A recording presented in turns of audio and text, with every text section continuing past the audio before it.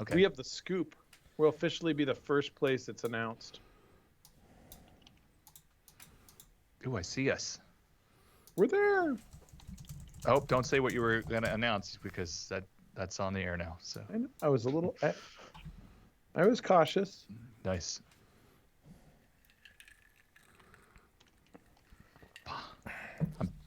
Let's all pop out our chats, and beat our chests, and wait. I'm using a new stream tool and it's not working. Oh, now I can see there's 2 people in the chat. Is that true? Is that all that's in there right now? We have failed. I see us. I hear us. Welcome to Thursday Night Football. Yeah, Whiskey Flipper and Jabaruga. Oh, Mr. Peabody just joined us. Sweet. Did the alert go out? Because I don't think I got one. I'm doing an audio check to see how my levels are. We can do a little. I can do a little blast through Facebook here. Let's do this. Let's test out Brian's. There we go. What'd I do? Nice. Oh, that does look good. This is the back to the. Yeah, that works. Making me look good. Oh, I do actually have an arcade shirt on. I didn't realize that today. Nice. I'm going David Lightman today. Let's see. Yes, it's live. Yes, it's live. Super live. Remember that time when we weren't live though? For about 20 minutes. Yeah. Then we had to do it all again and pretend like we hadn't done it. Poor Whiskey Flipper. Well, I'm sorry about that. Actually, I think I saw Whiskey Flipper one day accidentally try to chat with us, and I responded back because I was in the chat. Yeah, I'm funny. I'll be here all week. Have you guys noticed how many people are doing? Maybe it's just me in the post that I'm getting because of the algorithms, but Yeah. price policing seems to be like out of control lately. Yes, people need to have their buttocks whipped. It is, and price policing has gotten very creative where, it's a snarky comment, or that I'm going to sell my own car for that much, or whatever. Sure. It's like somebody just sold a tail gunner they asked $47.50, and everybody's going on. I think you added an extra 4 in the front of that. I think it's like,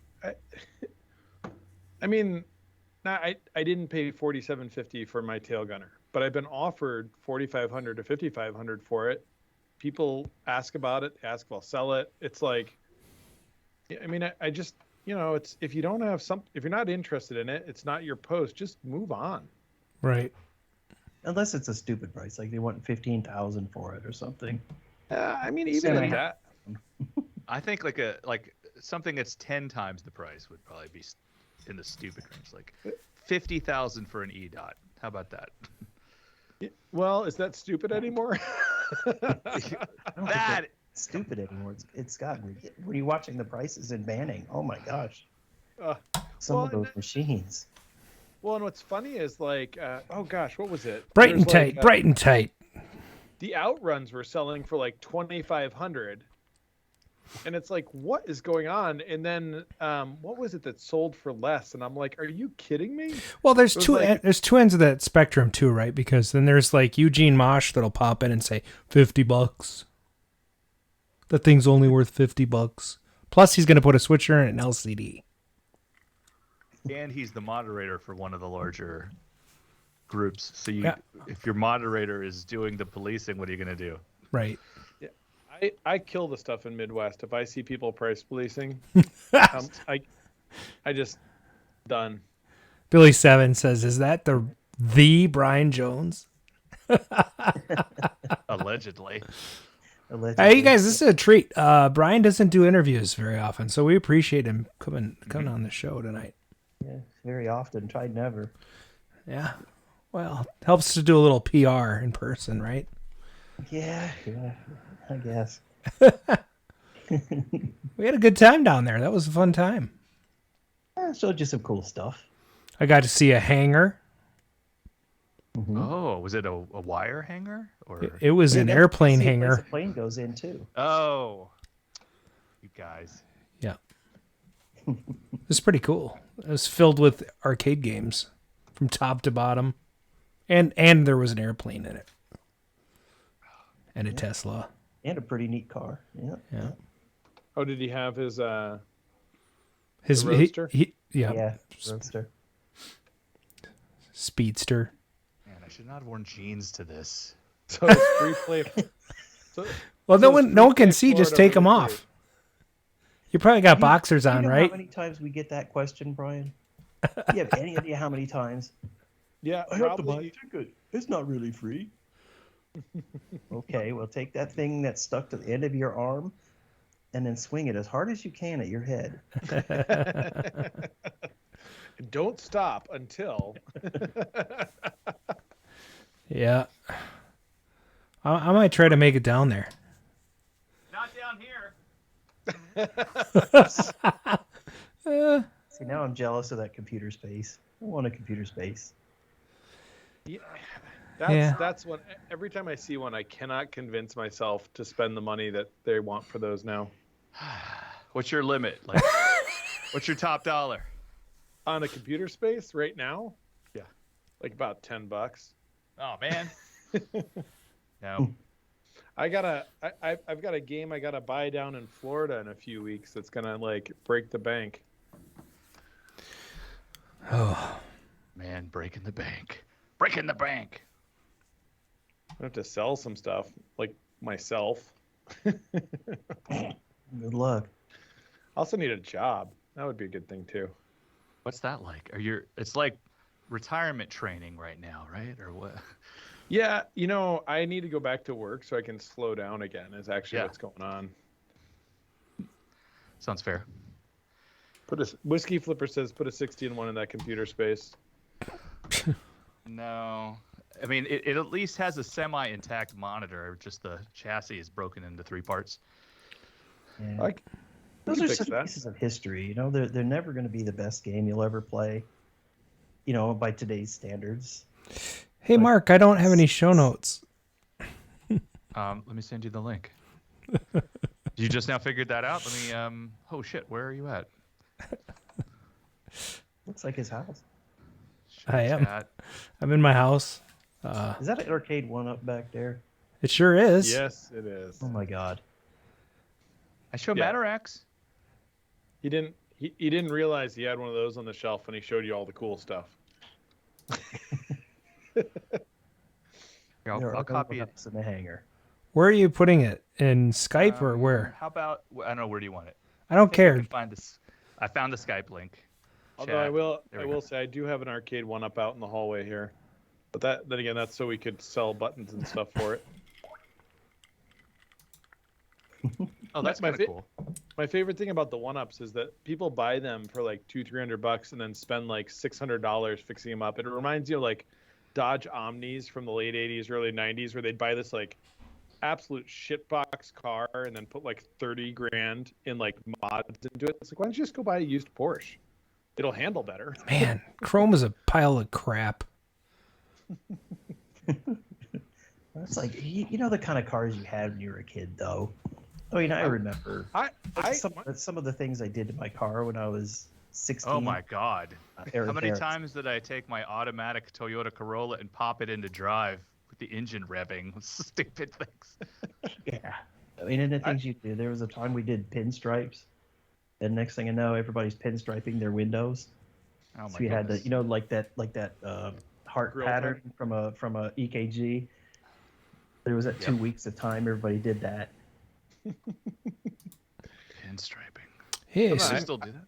I got lucky with my first car. I had a 74 BMW 2002 I bought for $700 before anybody wanted them.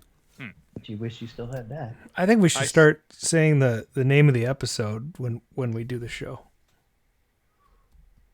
That would be kind of fun. Our names are clever. Yeah. This one in particular, I like, Mark. Well, thank you. Good job. Modestly saying. I wrote the show notes 6 weeks ago, so We'll see how it turns out. We don't even know. Well, this will be like a fresh thing for everybody. okay. So I have show notes. I guess 7 that said free play is free.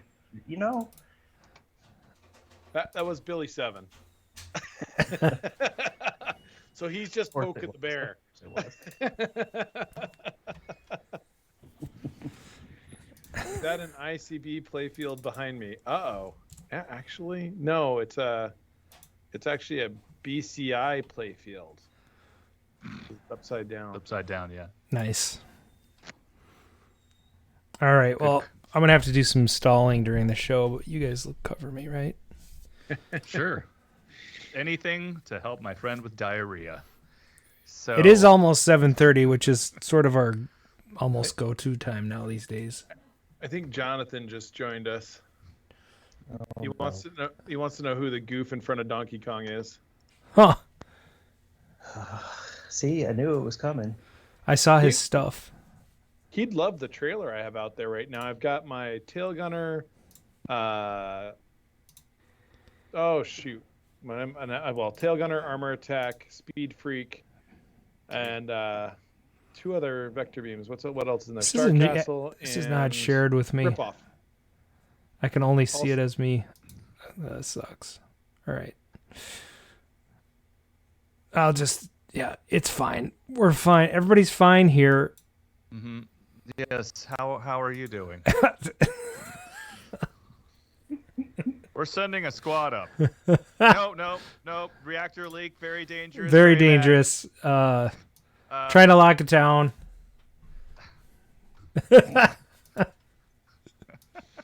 So good. Is he having a Chipotle moment? All right. Well, No. with that, let's get this season on the road. All right. Live from KOYR Studios in Minneapolis, Minnesota, this is Arcade Radio. Season 6.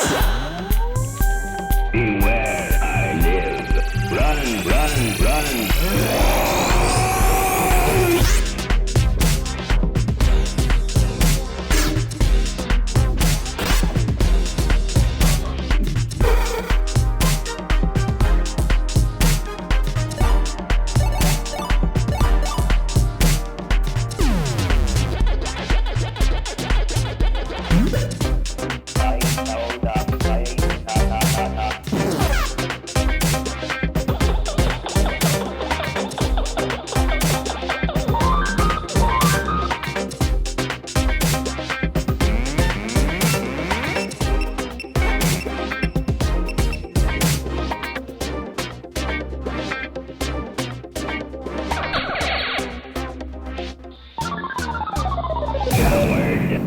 You survived. Boring conversation anyway. Luke, we're going to have company. I like that. That's great. Hey, thanks for listening from the Arcadosphere. This is Season 6 premiere. That means it's Episode 1 of Season 6 of the Arcade Radio Podcast. Today is Thursday, November 4th, 2021, and the time is now approximately 7:25 p.m. Central, plus 8 minutes or something. I'm your host, Adam Squid Game. I'm joined by my co-host, Mark, the Sausage King of Chicago Shields. And last and least, Paradise Arcade Shop proprietor and part-time EDM DJ, Brian Thurston Howell Armitage III. But joining us tonight, it is the Snuffleupagus of the gaming community. Longtime arcaders, starting to write a book on restoration in the late 90s. Former owner of GameStencils.com. Lover of collecting weird things. Ladies and gentlemen, welcome Mr. Brian Jones to the show. Yeah, go flap for that. So, let's start with Mark. What have you been working on? Okay. So I bought a bunch of things from Coin Op Warehouse over the summer, and then I finally realized that I should make him ship them. So I ponied up the money to Beltman and got my Cruisin' Exotica, which is in pretty damn perfect condition. Very nice. I got a 60s Coke machine, a little shorty. Takes it'll do bottles or cans. Also Very working. nice. A little stinky inside. Still going to work on that. And then I bought another Arachnid Top Gun Galaxy. That one was great because it just had this old, masking tape sticker that says "does not come on." And so funny. I plugged it in, and I flipped the switch on the left. That's easy to see. And then I reached around to the other button, and flipped that switch, and it came on. So they don't break very often. No. Now, it did not stay on for long, but it did come on. So I did have to replace the switcher. It still had its old elderly, Linear power cast supply. iron, cage switcher in there. Oh, okay. So, I put that in there, and then I played a few games, made sure it was all good, wiped off the nasty cigarette smoke. What's your favorite game? What's your favorite game in there? In where? In the Galaxy. Oh, well, I see that the one I have is upgraded. My wife and I play tic-tac-toe almost daily. Yeah, that's my favorite game.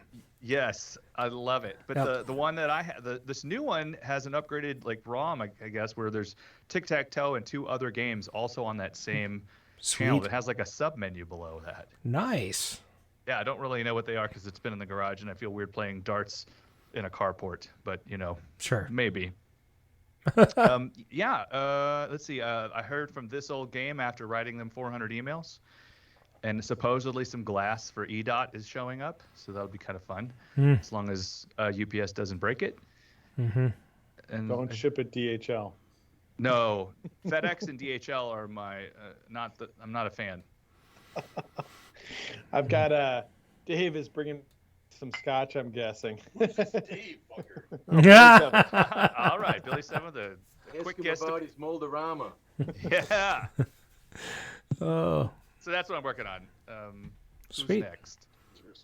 How about Brian? I haven't been doing anything. Now let's see. I'll show the toys I've been working on. So we finished off. Jonathan will like this one. One layer of the Aztrac board is done. So actually, the other board is also done. We just haven't ordered it in. I also ordered in Stompin' interface boards, and we've been doing some fun stuff with. For those of you that fix monitors, these heat sinks on the 7500s, 7400s, and the U5000s, they have the really crappy black ones that don't work, and they have the aluminum ones where the traces don't burn out on the back. I just had a whole run of these aluminum ones done so that everybody can replace their crappy black ones with nice ones. And for now, that's all I'll mention. We'll do the rest in gadgets. Nice. Excellent. On to you, Adam. Oh, well, Fire Truck lives. Nice. Yeah. You can play? Well, I have played. It's not ready to be played. I just recently fixed the board set, which was a problem with the person that fixed the board set the first time, which was me. Oh. So I had tested continuity with the RAM, the legs of the RAM and their traces, but I did not test for shorts. And so there was a short on one of the RAMs, and that fixed it. In the meantime, I replaced a good number of chips on the board, and I rebuilt the power supply on the board, so it's going to be in really good shape for a long time. There's still a chirping sound coming from it, so there's a couple of 74LS chips I got to take a look at, because I read some repair logs that intimate that it could be B6 related to some sort of bonus mode. So I'm gonna take a look at that and not very good with a logic probe and a schematic yet. So Bring up the logic probe. yes. Well, Mark, if you want to have a Zoom call and learn me some technique, I find that I start at the simplest origin and then figure out where the next signal's supposed to go through and just go one by one. It's harder though when it's not a hybrid like electromechanical. It's just pure video game. Yeah. We did get our slice working tonight. Oh, cool. So that's kind of fun. Maybe I'll have you guys fix my second fire truck board. Anyway, the powder coating's all back. I put the coin door together. It looks great. I have a few more things to do on it. It's been moved into the basement. Thank you, Brian Armitage. And so now it's just a matter of assembling it. And I hope to have a video of it in the next couple of weeks. So that's what I've been working on. And I have been working on past shows for podcast. Cool. 3 of them are done, and in the pipeline, I'm going to release 6, hopefully tomorrow, and then I'm going to release them in batches of 6 over the next week. So I had some problems with the sound, so we got to work that out. But anyway, that's what I've been working on. Brian Jones, why don't you follow us up here and tell us what you've been working on lately? And if it's Free Play Florida, you might want to save some of it for later. Waiting for me, this is that time of year, prepping for November, but I always have something I'm working on. Finished up a Mold-A-Rama. My machine is finally working. I looked right up at it. So, all right. Another So little project I'll show in a little bit where we made a very, very rare part for the Mold-A-Ramas. I think only 1 or 2 exist at the moment. Nice. I'll show that a little bit later. Okay, But before we get too far, you need to spin your camera, because also you've been working on a couple of arcade signs that I think the listeners would like to see, the listeners and viewers, as it were. For those of you that can't see, we'll try to narrate. Oh my goodness! So what is that, Brian Jones?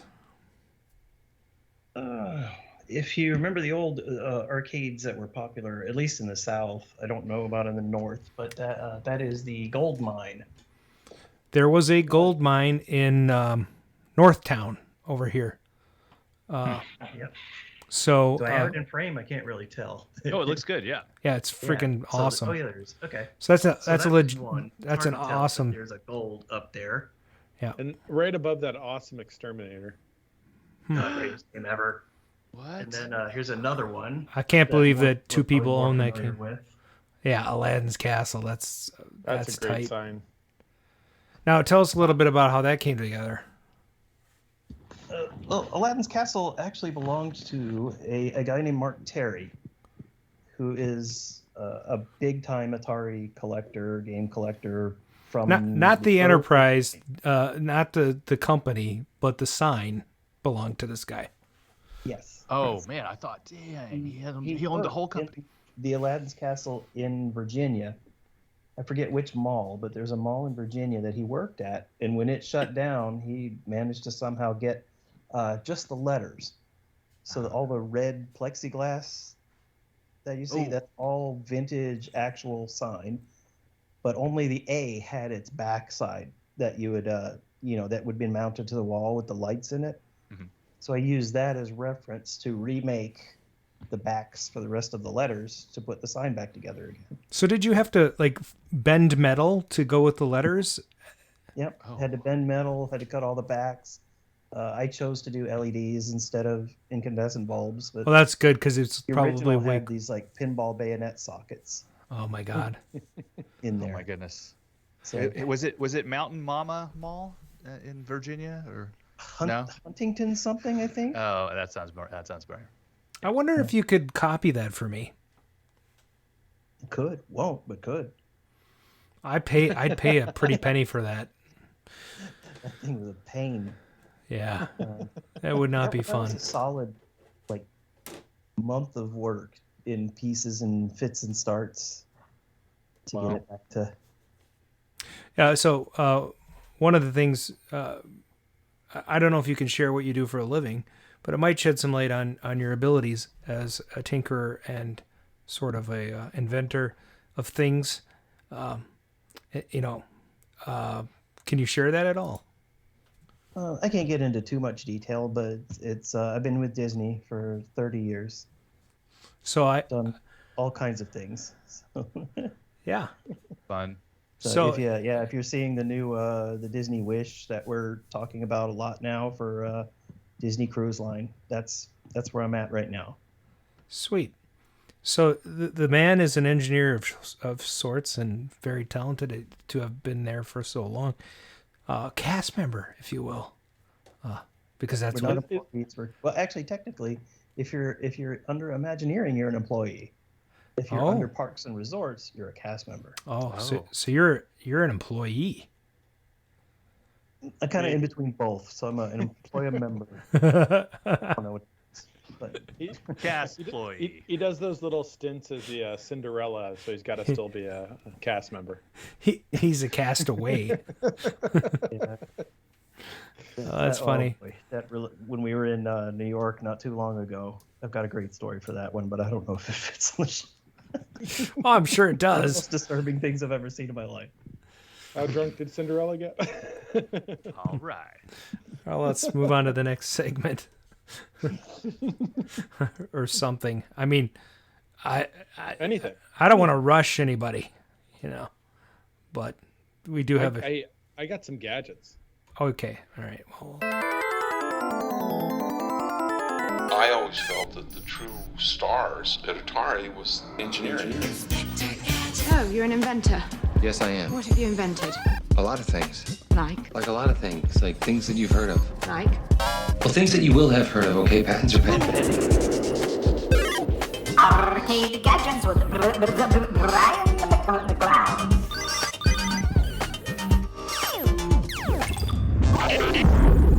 Welcome to the gadget segment. We're going to start out kind of easy here tonight on a few things that are kind of fun, and then I'm going to make the breaking news announcement here on our. oh boy! Radio. Oh no! It'll be the first place it's ever been announced. So first off, kind of not super interesting, but kind of fun. MCR power boards are complete. These are for all those boards you have that have all the corrosion down the side. If you want to stick with an original linear switcher or linear power supply linear switcher, geez. Here's your friend. These are the model that works with the EDOT, so they should work with all the MCR boards. We also had some fun. Did AR2 remakes, fully functional with all the games, including the random missile command, I think it was. So that is these are going to be coming out soon. And then That's actually MCR awesome. I want one of those for my Star Wars. MCR sound amps that work with both the MCR3 and MCR2 boards. Well, it might not be Blue Mask long-term, Brad. This is just prototype so that I can keep stuff around. I like the Blue Mask. I think it's cool. Can you make them I'm in not sure. purple? How about like phosphorescent colors? We Purple and finally got Dragon Saber panels in. Boy, I've been waiting for that. I don't know about you, Mark. Galaga 88, and for the few people, they're Me now too. sold out. Dragon Saber panels. Oh, I've been waiting for that too. Yeah, me too, man. I was gonna put it on my toilet. I was gonna use it. One guy in Vermont is losing his mind. It's the exact fit to the lid. Hey, these are sold out. Actually, that was the funny part. And then the big announcement. Oh, wait, the one other thing. Sold out. There was 3 of them. There were 5. I didn't think anybody would want them. There was like for me and one other person. Then people are like, "Hey, do you have more of those?" And then the big announcement for tonight, which this will be the first place we are showing this at APA. We are going to try and do MGC. There's our circuit board for it. But somebody mentioned ice cold beer here. Paradise, actually a separate entity, will be launching a new version of Tato's Ice Cold Beer, an exact replica on the outside of the original, but we're going to be doing a lot more things. You can see all the holes are on a circuit board here, so we have sensors on every hole. We also have lights on every hole, and we've been doing this with Mr. Crafty Mech himself, And we've got FPGA emulation of the original Ice Cold Beer software running on a bit kit on a actual FPGA chip. So and the switchboards just lit up. yeah, so this is a big deal. So you guys may have seen me talk about the Defender joystick, which isn't a Defender joystick. It's actually a Ice Cold Beer joystick, but can be used for both with all the bearings and everything. This project has been kicking my ass for the last like 2 months. So explain to our listeners, you and a team of people have obtained the Tato license for this product. Yep. So we actually have the licensing for the product. So we're fully licensed to do it. And we're looking to launch 2022. Maybe Q1, maybe Q2. The chip shortage is hitting us a little bit. We originally were going to launch on AVR chips, which we could launch essentially now. But after playing around the FPGA emulation, it is unbelievable. And how accurate Aaron has this thing running is incredible. So can you talk about, can I bring up the mechanism? Which mechanism? The control mechanism for the bar. With screw drives? Yes. Yes. So no more belts. We're going to be going screw drives. So kind of standard CNC production, Delrin blocks sliding along paths. A much more reliable, much more sturdy system. And then one of the really cool things is with the bit kit running the whole system, the bit kit has video output. So you can actually troubleshoot this on a regular arcade monitor. So it's a really neat system that's put together. Because for those of you that know the bit kit, it does have Bluetooth on it. So if new code is released, you'll be able to load it up from your phone. It will have that Bluetooth connectivity. And we have a lot of really cool stuff planned for this product. Who knew that the bit kit was going to be the platform for this thing? That's pretty freaking cool. You know, Aaron had this idea. He called me one day and he said, I'm going to get this thing running on the bit kit. And he started playing around with it and it kept going and going. And finally I said, can you just run it on the bit kit? I mean, like he was just doing it to get to know the game better, but he got it emulated so well. I'm like, why are we even going to port this to AVR? Let's just run it on the bit kit. Yeah. And the flexibility that let us do is amazing. It also, there's a little symbiotic relationship because now the number of bit kits that'll get ordered will go way up. So the cost will come down. We can swing a little bit more around with it. But yeah, we're really excited about this. So we are going to be at IAPA a week from Tuesday with a fully functional prototype. That will be cool. I wish I was going to be there. Yeah. Take a picture or something? A video. He's holding really still. Yeah, boy, it's funny. It's ironic when you asked him to take a video. Yeah, I didn't mean it like now. I'm like, I'm gonna take a freeze frame right now. Click. So we probably should move on to the next segment, I guess. Okay. Yeah. Right.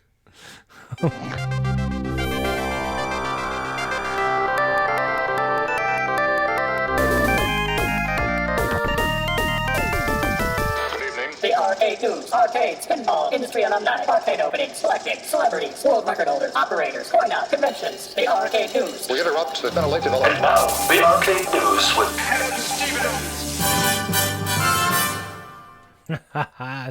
Oh, that's me. I'm the news guy. Right? Over to you, Adam. That's me. You guys hear some noise in the background? There we go. Yeah. So, anyway, Brian, we moved on to the next segment. We just decided to orphan you. I hope you don't mind. It's all good. Okay. So, from Collider, Tron Arcade 1-Up machine coming this holiday season, along with Ridge Racer and Killer Instinct. For those that don't know, Ridge Racer was actually an arcade game. It ran on Sony hardware. So, anyway, just in time for the holiday season, Arcade 1-Up has announced 3 new machines that will be dropped for your own at-home gaming setup. Tron, Ridge Racer, and Killer Instinct. I cannot believe there's going to be a Tron. Also, not listed here, was just announced Terminator 2. So, look forward to that coming Yeah, I was out. saving that for next week, but that's okay. Sorry. No. I just blew that out of the water. So I'm actually kind of interested to see what Tron looks like, since I've restored 2.5 of them. Looks like Galaga. What's that? Looks like Galaga. Oh. Why would it look like Galaga? That's dumb. Oh, so anyway, I haven't looked it up, but in typical fashion, they'll probably be made of cheap MDF and crap parts. And if they made like a Partycade version, I'd buy it because those are fun and you can hang them on the wall. But I'm not a big fan of the 1-ups. I know a lot of people are, and they fill a need, and some of them are pretty playable. So game on for those people who want a Ridge Racer, Killer Instinct, and or Tron. I'm actually looking forward to the latest New Wave Toys offering. Did you guys get that? It's a Missile Command, right? Yeah, I pre-ordered mine. Which one? I got the regular one. I didn't get the prototype. I want one that looks like the one that's behind me. Mm-hmm. So it'll be just kind of, like I should have bought the Centipede when they came out because they're like $800, which is stupid because you could buy like a real Centipede for $800. So, but whatever. Anyway, from Giant Freaking Robot, which is that's a great name for a site. Exclusive Seth Rogen Donkey Kong solo movie in development. That's right, Seth Rogen has been branching out into voice work. He's done this with projects like Big Mouth and Invincible. And wasn't he in that movie about sausages? Maybe I'm wrong. So now he's all set to voice the classic Nintendo character Donkey Kong. Donkey Kong. After some work from one of our trusted and proven inside sources, we've learned that Seth Rogen is now signed on to lead his own solo movie as Donkey Kong. They must have put that same sentence in there twice, unless I just had a glitch in the Matrix. By the way, Seth Rogen has been branching out into voice work, and he's going to play Donkey Kong. No way. You know, how come Chris Pratt didn't get that? And also, he's going to be a lead in this solo Disney movie, or not Disney movie. He's going to be a solo movie star in this movie called Donkey Kong. Dude, that is the first time I'm hearing this. Oh, our source shared that Donkey Kong, it's currently in development. Just so you know. Somebody behind Adam is going, stretch. Also, there's this movie called Donkey Kong coming out. Where's the button? That Chris Pratt has nothing to do with. Oh, it's funny. I thought maybe I had some dings and whistles I could do, but I don't. That's it for the news. So that news was so good this time, we got an applause. That doesn't happen very often. Yeah, you should just do that. That's our new season 6 thing. No matter how bad, applause. Also, we should have played this when we were talking about Price Police at the beginning of the show.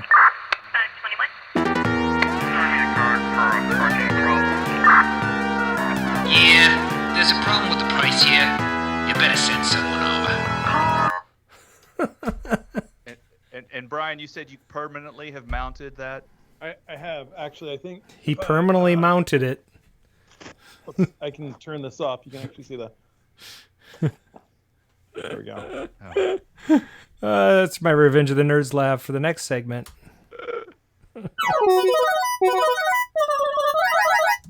Oh boy. Back in '82, I used to be able to throw a pigskin quarter mile. Back to the cave with... What happened to your segment? It just went away. What? Someone sat on the board. Back in '82, I used to be able to throw a pigskin quarter mile. Back to the cave with... Why are things so heavy in the future? Is there a problem with the Earth's gravitational pull? You know what's great? I love the intro to your segment. I think we should just play that for everything. Never change. Never change. Maybe it would be good to get John Grease to record slightly different dialogue, where he says something different every episode. Are you sure? If we want to record it and compile it into a movie clip every week, that sounds really fun. I wonder if he would do the show. That'd be weird. Hey, welcome back to the Cave. Hey, thanks. So my first segment is this is where I'm going to entertain my co-hosts. I'm going to read some reviews of an arcade movie, and you're going to try to guess what the hell movie I'm reading reviews from. Okay, so I'm going to guess. Uh-huh. Okay, I like this game. Yes. Okay, here we go. This is a new segment. Correct. All right. Mortal Kombat. Let me redact one thing here before nobody look at the sheet. Just a second here. Okay, I got it. Oh, I didn't do it. Damn it. And furthermore, and such, and blah, blah, blah. Blah, blah, blah. Okay, so Gene Siskel of the Chicago Tribune and Roger Ebert of the Chicago Sun-Times gave the film 2 thumbs down on Siskel and Ebert at the movies, citing tonal inconsistency and a lack of narrative, and the film was on their list of one of the worst films of 1993. There's more. Okay. Stephen Hunter of the Baltimore Sun thought that a certain character had more personality than all the human actors put together. And Hal Hinson of the Washington Post declared that one of the characters was one of the best movie heavies since The Flying Monkeys and The Wizard of Oz. Oh my gosh! Really? Is this gotta like be one of those like Street Fighter? It's like Brandon Fraser, Monkey Ball or something. I don't know. So the 2 words that I avoided saying were Yoshi and Goombas. Oh my gosh. Oh, that's fantastic. Yes. And thus ends our first attempt at a, what was the movie? What was the movie again? Super Mario Brothers, everybody. Oh, yay. And my buddy Blake here in Houston actually owns the screen-used, shoes, the jumping shoes with the springs and all that stuff that they put on somewhere in the movie. I don't know if you ever saw it, but no. Yeah. They've slightly decayed, but you can see that that's what they were intending. That's funny. Thank you. Yeah, I'm not familiar. Oh, well, anyway, I'm going to ask you Don't worry just a about quick it. question. Well, Yeah. Yeah. What's in the juke?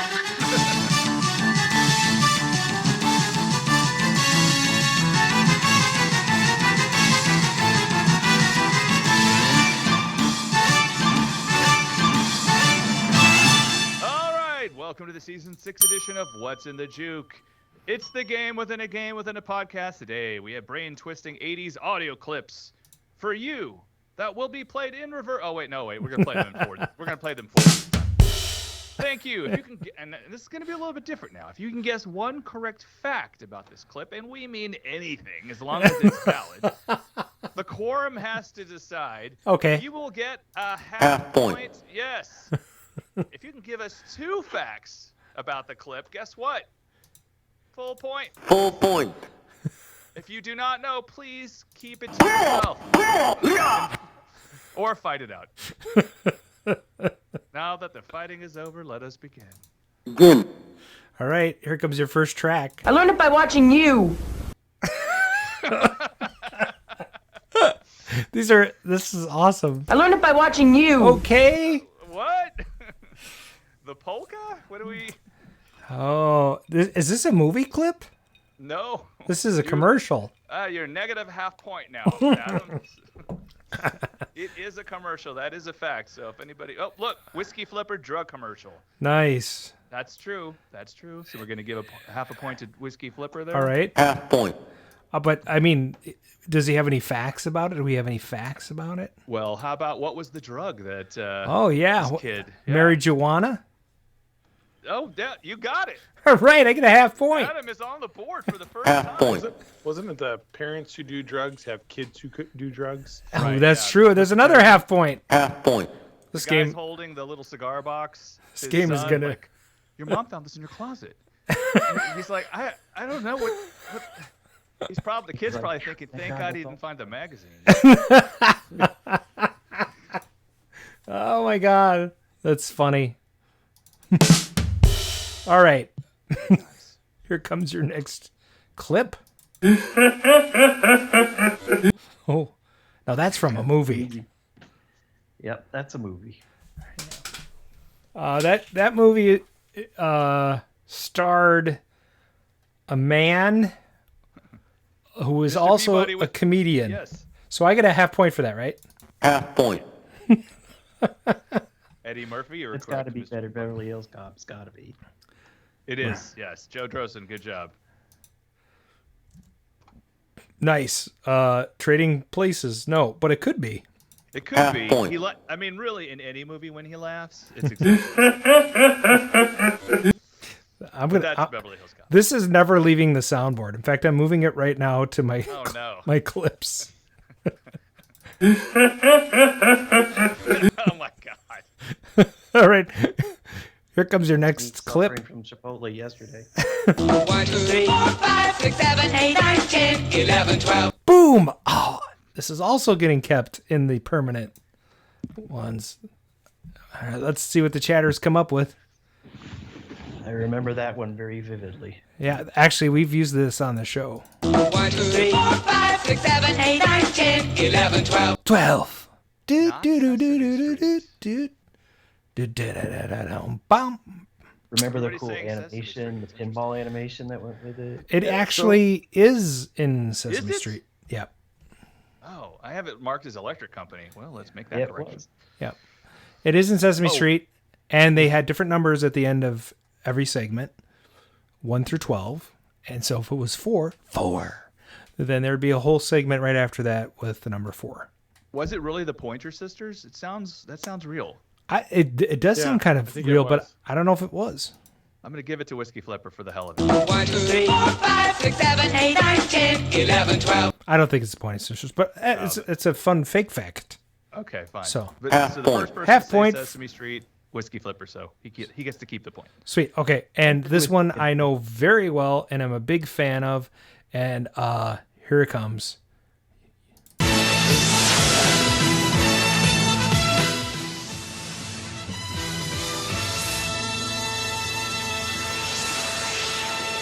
That's the very end of that clip. Yeah, I had to That cut was- it up. Yeah. That one's so burned into my brain. Let me see if I have the full clip. They would play the whole thing in front of every single movie.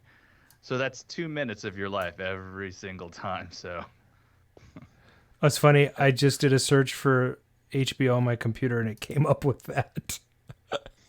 oh wow. With Joe the- Drossen got it. HBO. Oh, sorry. No, he got it before you said it. So That's all good. That's good. So here's the longer version. It's a minute.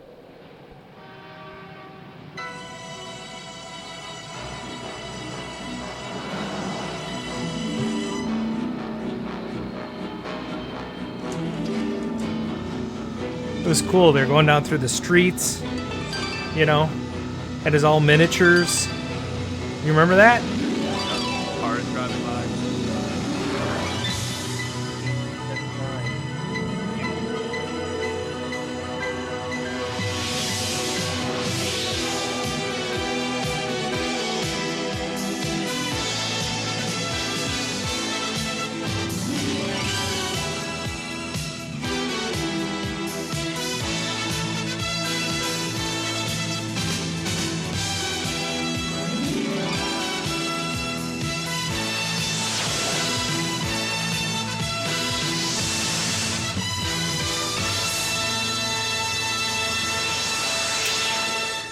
Okay, so if we get flagged for that, fine. I don't even care. I don't know what I said. I don't care. Because You remember the earliest beginnings of HBO when they really only had, I think, 4 movies, and that they would play at just different times all month.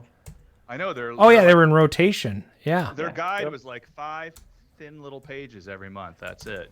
Right? Well, and it would be like a big deal, like Star Wars next month on HBO. Star Wars with Mark Hamill and every day. Yeah, exactly. Star Wars. Yeah. That's good times. Okay, how about another clip? half point for somebody. Half point. That's good times right there. Right? Half point. Full point. Who got full point? And that's when to grow on. Who was that saying that? Is that Kirk Cameron? No. And that's when to grow on. Steve Clues? Who'd you say? Steve from Blue's Clues? Nope, this preceded that by 10 years. Yeah, several years. And that's one to grow on. Was it a teenage pop star from the 80s? Oh, looks like we got it. Whiskey Flipper with MJF, Michael J. Fox. That is correct. And that's when to grow on. Look at that. Nice. Didn't several people do one to grow on? They did, but that particular one was him. Nice. I like it. Okay, here comes your next track. That was a half point. Joe Drossen. That's Giving not Joe Drossen a half point for the Michael Keaton. Okay. Oh, wait. No, that's not right. Michael J. Fox. Yes, is it? And that's when to grow on. No, that's only one. You're going to only get a quarter point for that, too. Sorry. And that's... I learned it by watching you. So these are so fantastic. I'm keeping most of them.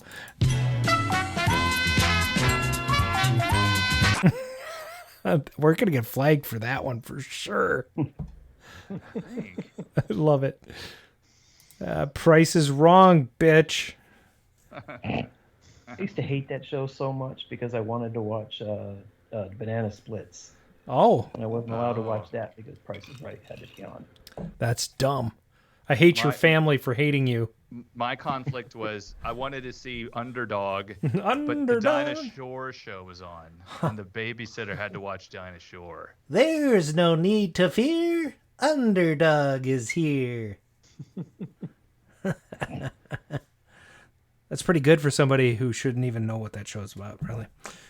I loved Underdog and reruns and Batman and all that stuff and all Whiskey Flipper is killing it with the points. All right, Whiskey Flipper. Half point. That was The Price is Right. Okay, here comes your next track. I have that game. Too easy. Fun. Who does anybody know who invented this game? There. Correct. That's a half point for Brian Jones. Half point. I'm not supposed to play, am I? No, you can. No, you can play. Yeah, it's fine. We don't care. Let's see. Somebody got Simon first. Which one? Vector Beam XY. Did you do this on your own, Simon, or did you record it off something else? I stole this. Yeah, it's good. A lot of thievery. All right, here comes your next clip. Half point.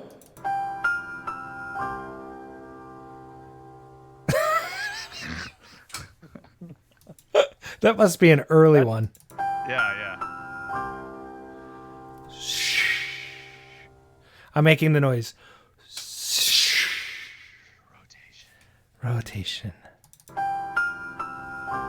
Vector Beam got that one too. The more you know. That is pretty good.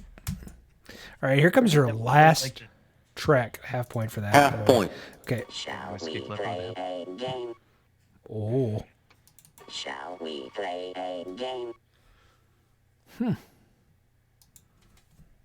Wonder what that Yes. could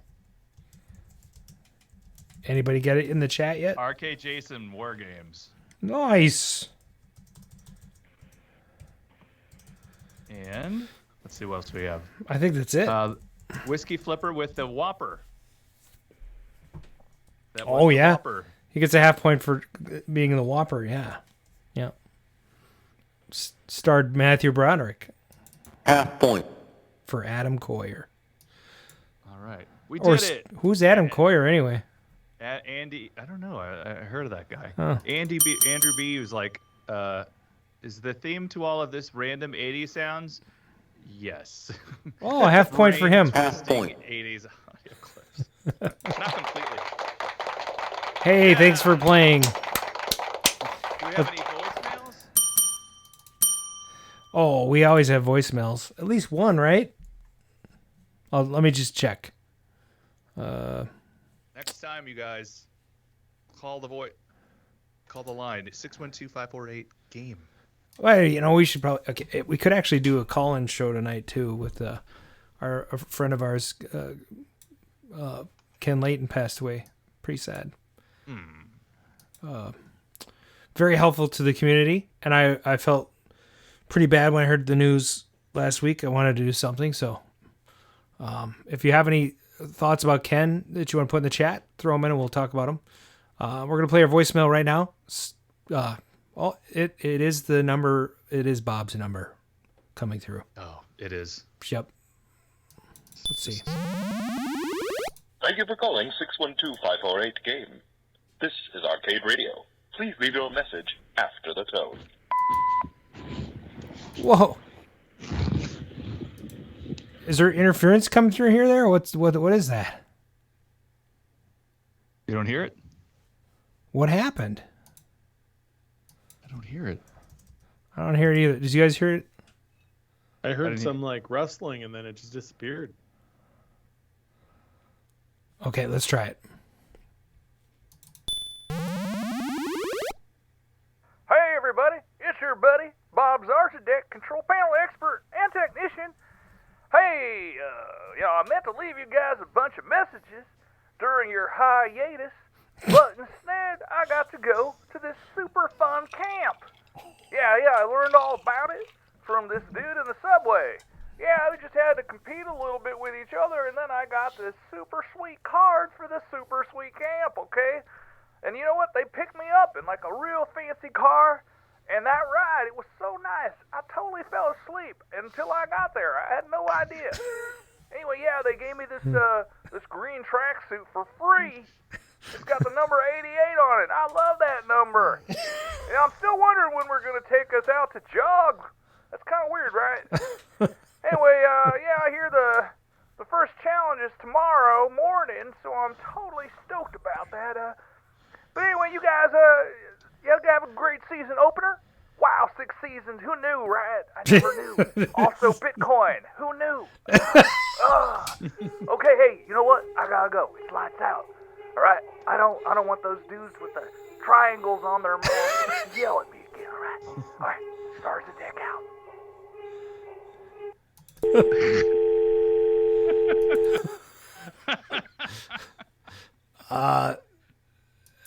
I've never.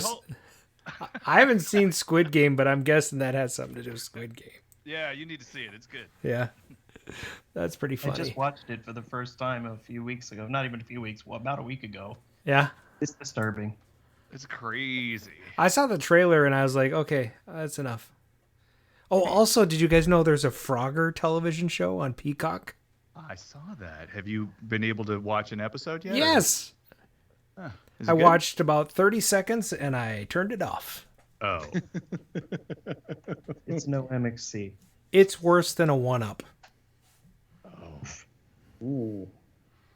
I'm just trying to relate to you guys, but it's terrible. What's that like?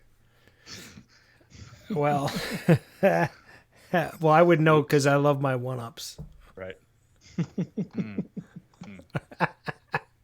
I mean, I know there's guys that have them. They're just quiet about it, because Adam's now been banned from the hangar. Yeah. I love my $500 1-Up that I put $800 worth of stuff in to actually make it play right. He did come buy stuff at the shop, so I guess I shouldn't complain about it. Me? I didn't buy anything from you. Okay, that's not true. For the little one I bought, so I got one like on clearance from Walmart for like $34, and it has micro switches in it, and so I converted it to leaf switches with lit buttons, and I got them from Paradise. Well, and I had to buy a couple of parts online because there's not enough space for a normal leaf switch, so I had to buy like low profile switches from the what do you call those people, the virtual pin guys, because they make some of that stuff. This is my stash of Paradise Arcade Shop parts. I just keep them. Yeah. Just in case. It's It's a lot.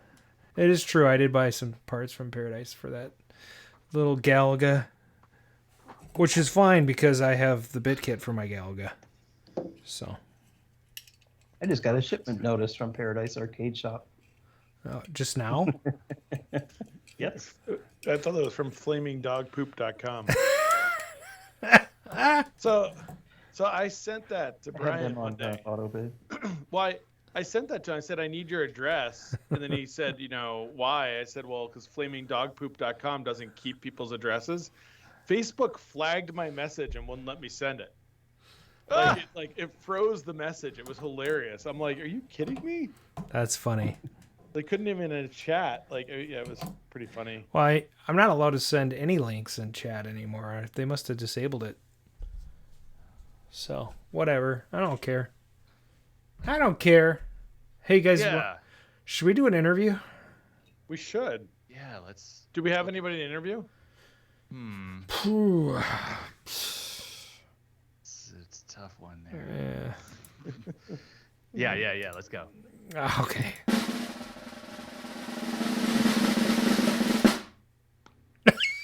That's it?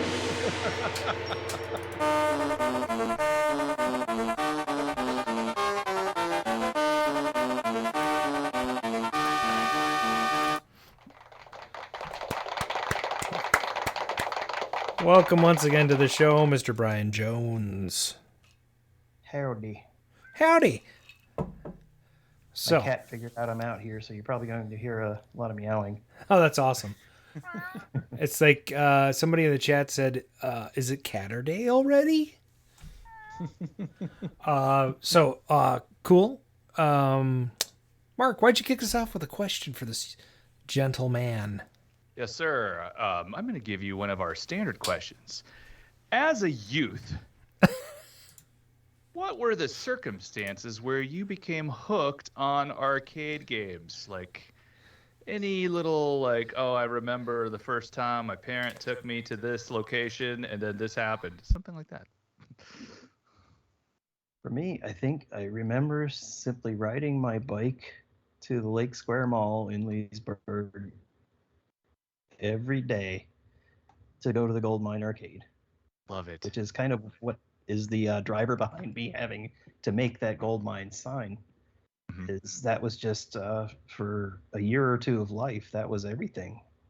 So I think I was hitting that right age for games just as they were hitting their prime, that 9, 10 years old kind of age. So it was just that. I mean, and I lived kind of in a small town, so we built. They had this mall that had been built, and it was the first one anywhere near us. So to be able to have a mall within biking distance, and then in the mall is this arcade, that was where I got hooked. Yeah, that's intense. Where would you leave? I know this is going to be a weird question. Where would you leave your bike when you went to the mall? Like, did you chain it to something, or what was that? Do you remember that? Am I asking too much? I don't know. No, I mean, we would just sit them outside.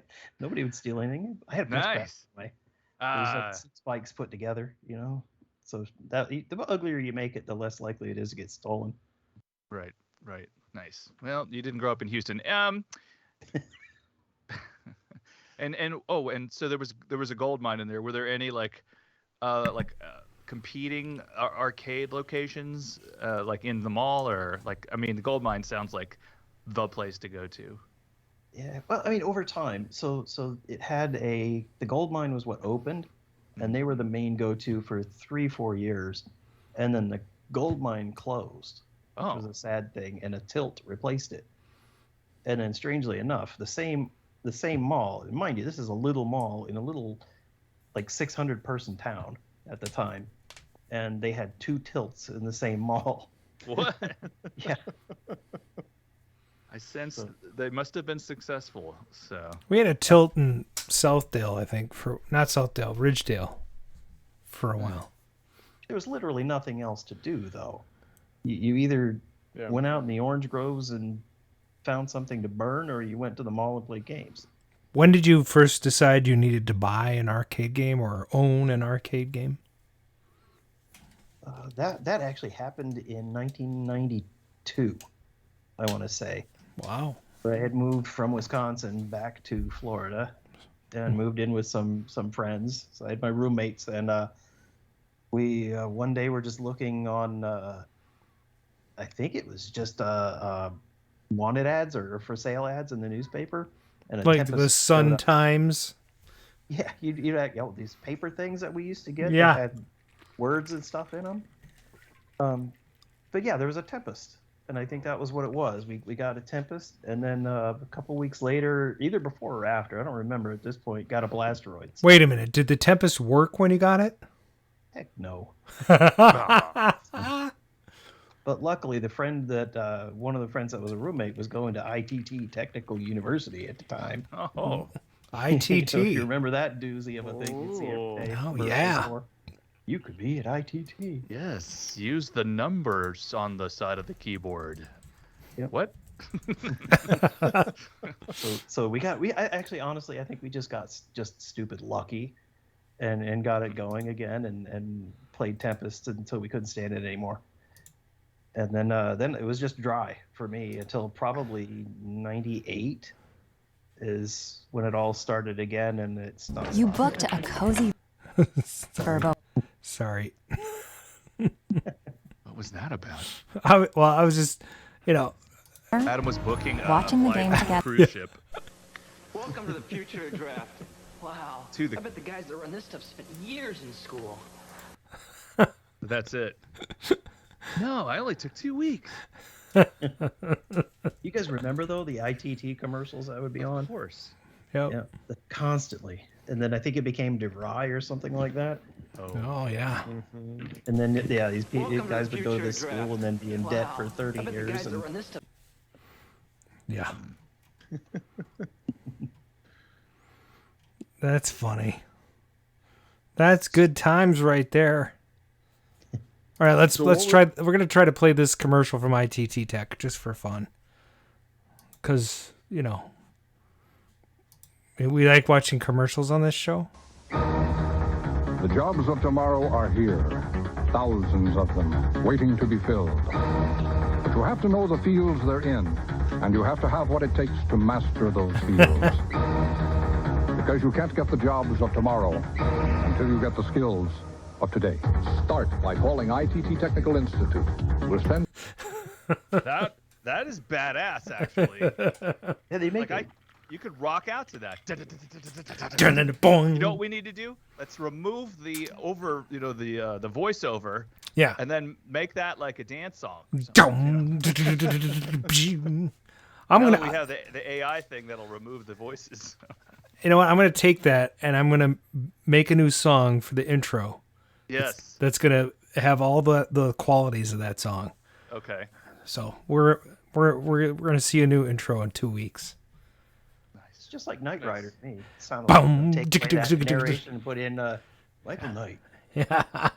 I'm sure it was like some stock, music that they just, no one will recognize it. Let's just do. Anyway, library used this. Back to Brian. In 1992. One of the reasons we had you on the show, and we'll go back to reminiscing in a bit, was that Free Play Florida is coming up, and you and a team of people are helping to facilitate this event once again, and in your own way.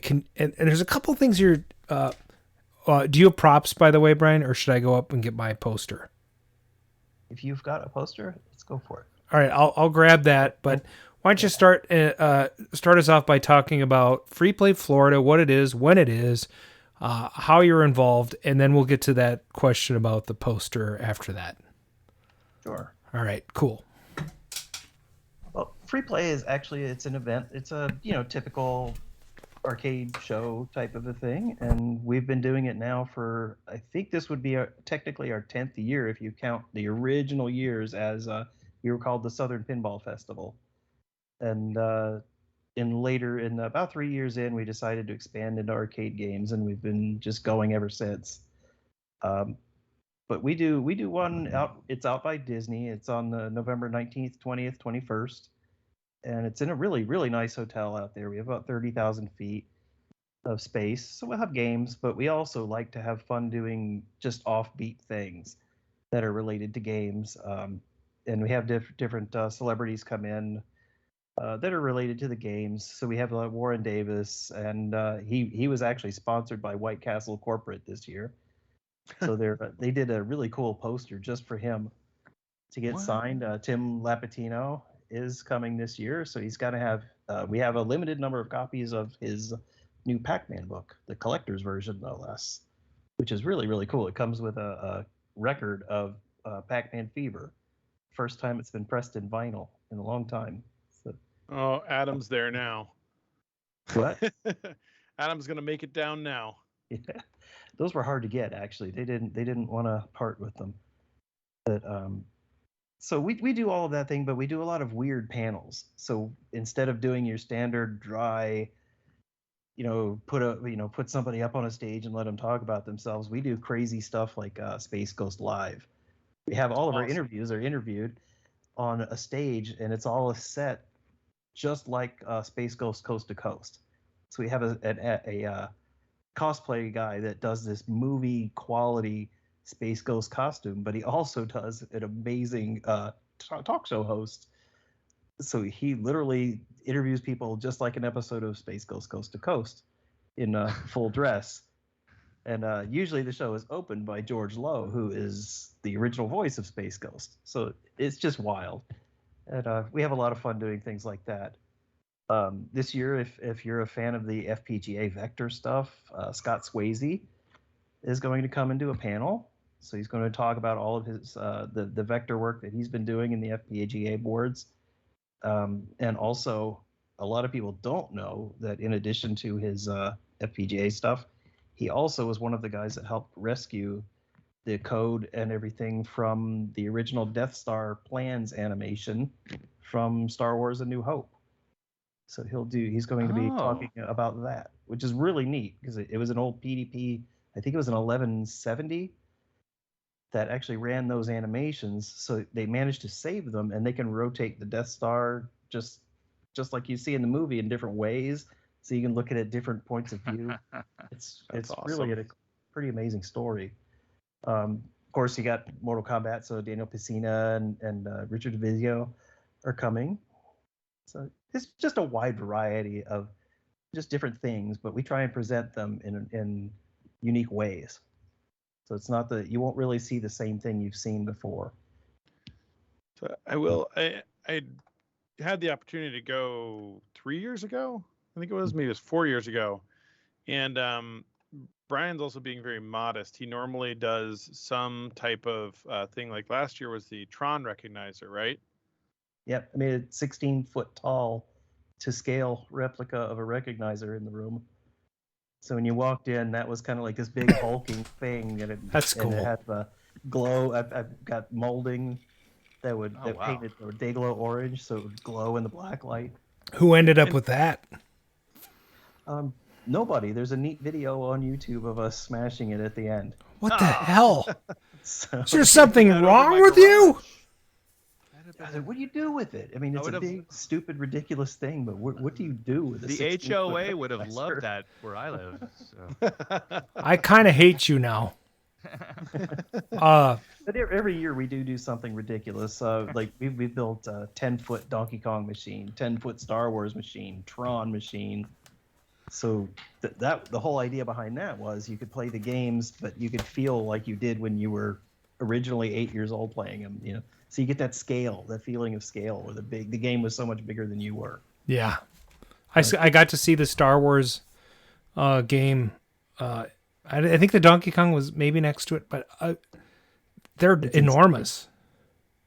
Yeah, the Star Wars is 10.5 feet tall. I mean, it makes me feel like I'm like 4, and actually I was like 10 when that came out, so 11 actually. That's every day for Brian Jones. Sorry, I just had to read that from the chat. Oh, now, I have something here that I like to share. This is from 2017 that you guys did, and MGC did a similar thing recently. They created a game for their convention as the VIP badge. You got to have a Nintendo cartridge with a unique game on it. But for Free Play Florida, you guys produced this. By the way, Brandon Sprecht, if anybody knows who Brandon Sprecht is, he did the box design for this. But and I've collected homebrews for a long time. Thanks for this, Brian Jones. This is freaking fantastic, by the way. I've collected homebrews for a long time, and the boxes are typically shit. They're okay.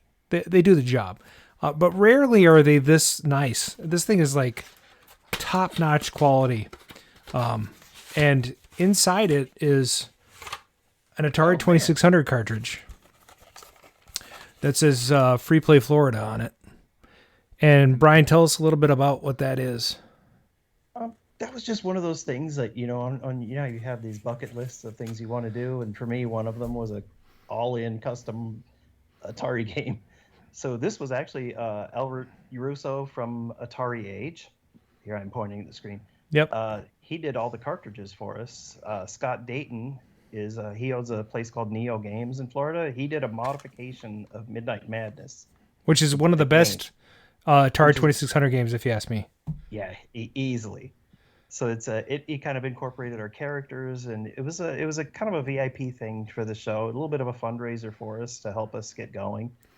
And it was really kind of a cool thing. We went all in, did the manual. It even came with a warranty card that you could fill out and send in. Yeah, I mean this thing is top notch. It's got like a list kind of a guide to the show and different things. Our schedule was in there. Yeah, and I got to thank you for this. First of all, a little bit of serendipity here. Or coincidence, or I was Site 84 for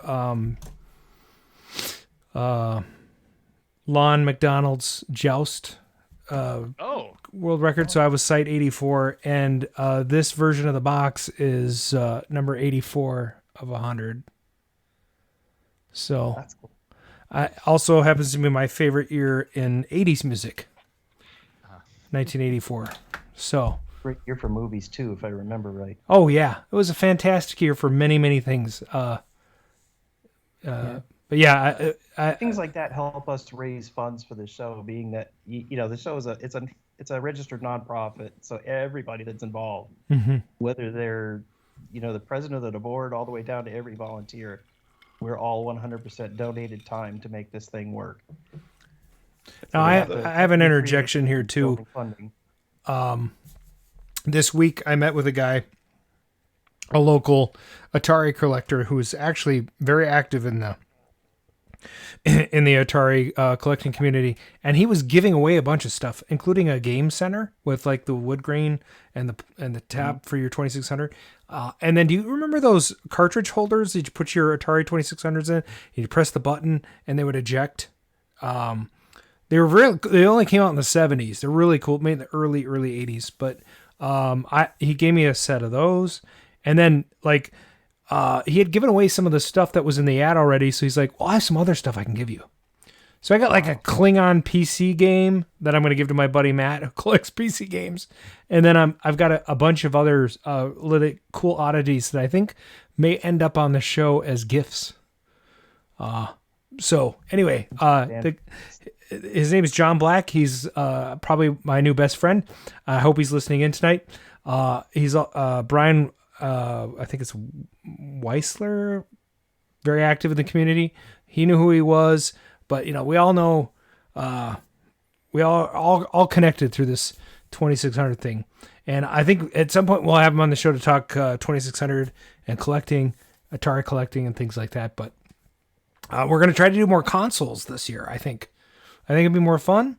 It was a suggestion from Mr. Peabody, and a couple other people had suggested also. So I think we might have some crossover, like talk about ports and things like that. But anyway, back to Free Play Florida. There's something special coming up this year. You want to talk about that? Which one? The one that's related to the poster you have? Let's talk about that first, yeah. All right. Also, those that know Scott Swayze, who I just talked about, one other little thing that he's going to drop at the show for the first time is the Marble Man 2 new cabinets. Nice. So if Jonathan is in the chat, he could say something, but we've actually started construction of full-blown reproductions of the game. The cabinets are actually cut from the Atari CAD files. The boards are actually running on Atari board. The artwork is scanned from NOS stuff that we've got, and Mr. Armitage there was kind enough to be the source of the marquees for them, which look wonderful, by the way, all lit up in the cabinets. It pains him to say that. It really does. Ben Souders, who lives here locally, has been working with Take Man, so he's done all brand new metal for us. Also, again, from the original Atari dies and plans for it. So it's as close as you could ever possibly get to if that game were to actually have gotten a run back in the day. And you'll be able to play it at the show and see it for the first time. That's awesome. You guys, I mean, so one of the things that struck me about free play that was different, and I've been to quite a few shows with the FGC and the classic guys, but it's like a players show. It's kind of like, it's not players in a bad sense, but like it's really about people who enjoy the hobby. Like there isn't this like commercial overtone. There's not a lot of like product announcements. Oh, it's wait, just, this is swingers, but like, I mean, it really is. You were talking about like the panels, but like you're showing off this new game. The game's going to be there for people to play. It's not going to be like, hey, off in the future there'll be this thing. And one of the things that I really was impressed with when I went was it felt like this was built for me. Like the interest of a collector, somebody who loves to play the games, like the history of the games, interest in some of the background of things. It was all kind of felt like it was centered around that like fun of the game as opposed to, focused on vendors or focused on pinball announcements or focused on other things. So I really, if people haven't had a chance to go, there's a lot of great arcade shows, but I mean, free play really does feel like it's, it fit exactly the bill of what I wanted to get out of a show. And it was just a lot of fun.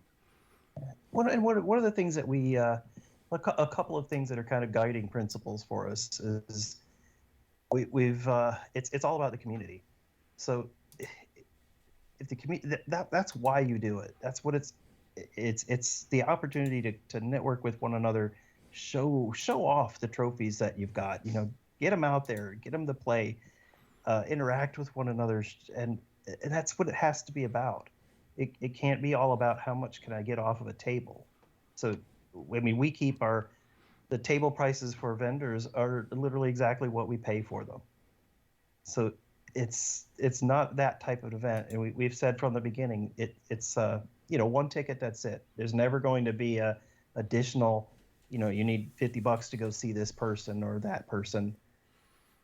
And it's really been one of those driving things for us to make sure that we really keep it more like a family event, a local, it's enthusiasts rather than a big corporate thing. Now, who is the founder of Free Play Florida?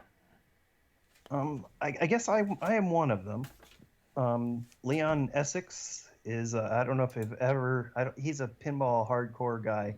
I don't think he ever shows up in arcade circles, but really, really good guy. He founded it with us. A guy named Spencer Carey and Donnie White. We were the ones that started it as the Southern Pinball Festival a decade ago.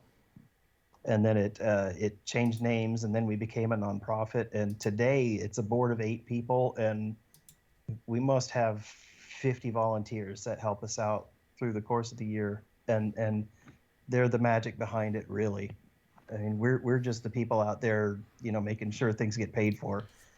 But we have such great volunteers that help us out with all of our artwork, the little things that you've got to do, the lanyards, the people that are worrying about how do we arrange the games, how do we make sure we have lights right, and it's all of our community pitching in to do that with us.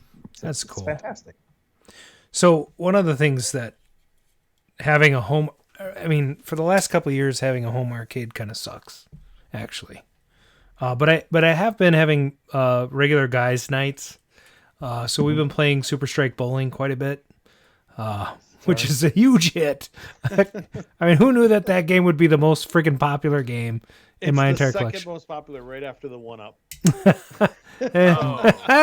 Yeah. So It's no exterminator. There, I did it. I'm still trying to get one. Fine, Laven. Anyway, what I was going to say is, when I have parties, it's one of my things is I have the early hours are for the kids.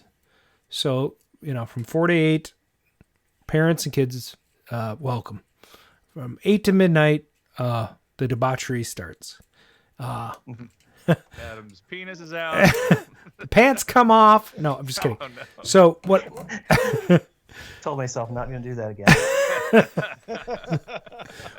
But not to make it weird, but one of the best things that I find in having an arcade party is watching the parents bring their kids and have the kids light up.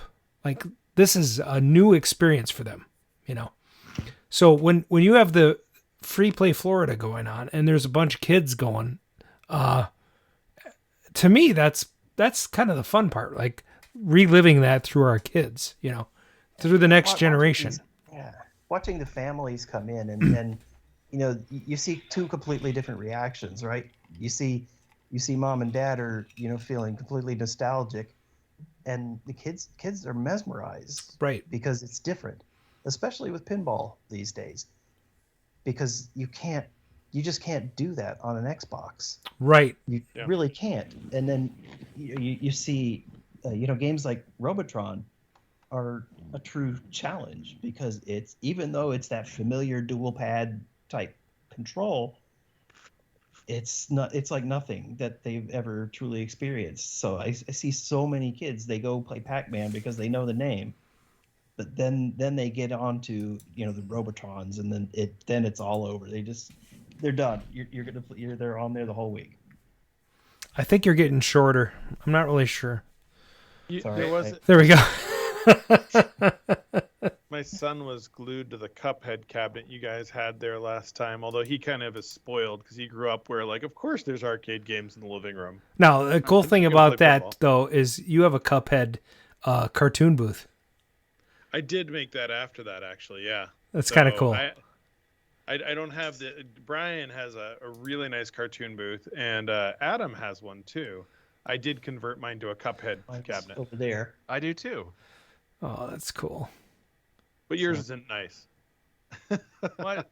Actually, see that nifty sign that I got from Brian? Yeah, I got one like that. Top there? Mine has a cedar shake roof. Yeah, I have the cedar shake roof and the sign.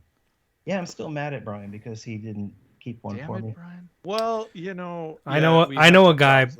Brian Jones, I know a guy. I know some roofers. Who that guy is. I need one of those tops. You and I should talk after the show, because I need some things that you have, and you need some things that I have. And on a night like tonight, why be needy? Yeah, it's kind of cold. We should snuggle. We should, exchange love.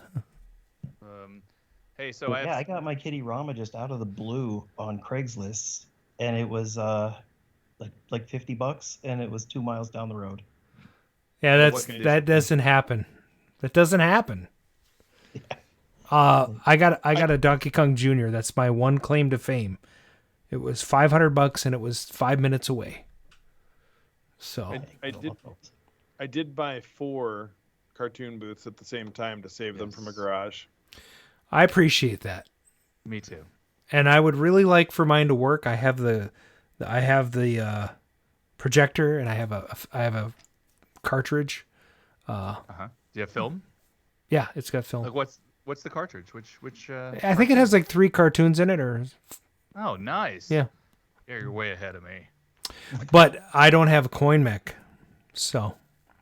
Oh, there might be one around here. Anyway, I should send the whole thing to Brian Jones. Yeah, I think you're right. You should put it in a trailer in a week. It'll go down there. I mean, does Jonathan want one? Because we could make a trade. I saw some stuff that I could use out of the warehouse. There's a couple of things in there, right? When's the Now, last time now you here's saw the thing. me Here's the thing. Paladins? I don't want bought- anything of value. I'm a cheap date. Cool cast-offs. You know. Yeah, the same day I got my Kitty Rama, I got that. So. Oh, I want one of those. Too. Oh, the tape mechanisms in there are crazy. is that the Jen May? Did Jen May have one of those? Yeah, I got 2 of them at the same time from the same person, and Jen's got the second one. They're amazing machines. They are way cooler than a Kitty Rama. It's a castle for crying out loud. I mean, it is just audio, but yeah, it is. Fiberglass. You know, I mean, there's no screen in it. No. Oh, then screw that. Who wants that? It tells you a story. Yeah, that's why it's a story. You know what, Mark? You could give me a quarter. I'll tell you a story. Yeah, you know what's funny? I have a memory. My mom gave me the quarter to put into this, and we were at the mall, and we were getting close, but we had to go down an escalator, and I freaking lost my quarter. And of course, I'm like, hey, somebody down there at the bottom of the escalator, give me my quarter. And of course, nobody gave me a quarter, so I did not get to go into the thing. So, oh my God, my mom's like, keep it in your pocket. Yeah. Anyway, that's my story.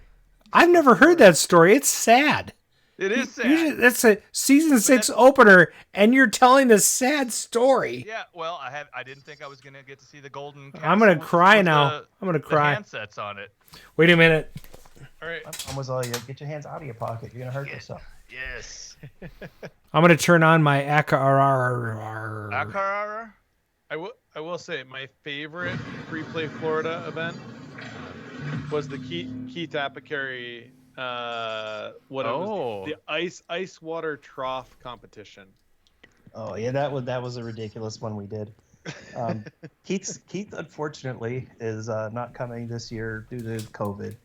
Oh. He'll probably be back next year, but he's he been on- a regular. Nathan Barnett does the Keith Abbiker character, and he's nuts. So one year, one of the dumb things we built was actually Chris Brown is one of our board members that built it, and it's a Neo Geo on top of a hover-round attached to a bar stool. So what's his name? Keith Abbiker. Have you ever seen the Neo Geo Oh, song? I've seen. Yeah, I want him to be on the show. Actually, you can arrange that. That'd be freaking awesome. But as really yeah, good. he's awesome. I love that guy. He's insane. Yes. He would be awesome on this show. Drive up Neo Geos. He stood on top of it, rode it through the lobby of the hotel, went up to the front desk, and asked for, can I have a cookie? They give out free cookies. So he asked for a free cookie, and then he turned around and gave it to somebody else. And he asked for another free cookie and give it around to somebody else. Standing on top of a Neo Geo, spinning on a bar stool. This guy's crazy. But he's been great. We need to have Keith Abbiker versus Bob Zarzadek. Oh yeah. Oh my That'd be God. the best episode ever. That'd be better than Ed Rotberg and Owen Rubin at the same time. I don't know. So wait, they're saying I have a sad story about not getting a game I want due to Brian. I don't know if they have this the right way. There is actually a sad story about Brian not getting a game he wanted because of me. That's true. And here we go.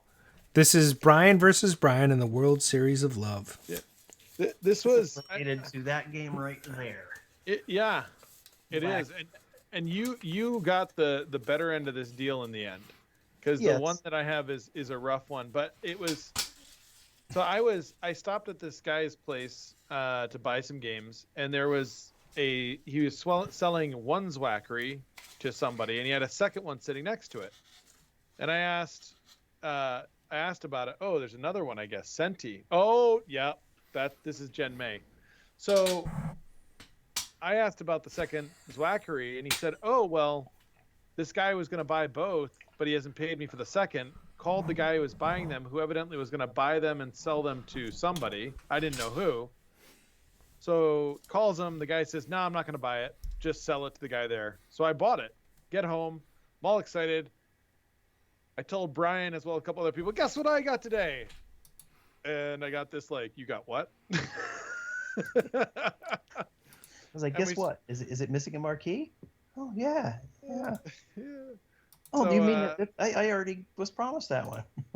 Yeah, and so it turns out that the guy that bought the other one was supposed to buy it, and the stupid thing is that I mean, I can say it here. I've got it here. You've got one. I'm not selling this one, but I got it for $1,000, and I think he was going to sell it to you for like $2,000 or something. There was whatever the agreement was. It was more than what I paid, so it literally was like money in hand. Like all he had to do was, here's $1,000. Call you up, say send me money, and done. Yep. So I don't know what he was thinking, but yeah. I love the game though. It's so up my alley because I like that strange. You know, like I don't know what was in Brian Cullen's head that day, but he came up with a cool wacky game. I love it. You need a cruiser. Pigskin. Yeah, I do. Cosmic Cruiser. Yeah. The see. The one that I didn't get was the yes. Well, that's not Brian that did it. It's, I guess, Jonathan wants Brian to restore the Senti cabinet. So I was gonna buy that nice white-sided Senti because I only have like 5 Senti cabinets right now. It's one of the uglier cabinets ever. Yeah, I just want the one with the big old white Chuck E. Cheese sign. Oh, I miss those. I need to get some more of those from you, Adam. Oh, shit. Is that vintage? Is that real? Like, or is that a reprint? It's probably a reprint. It's a fabricated business card. You just leave them around and then people flip shit. Like, yeah, I left a bunch at MGC one year, and I crumpled one up and like stuck it under a machine. I wonder what people think when they find them. Like, oh my god, it's freaking Nolan Bush now.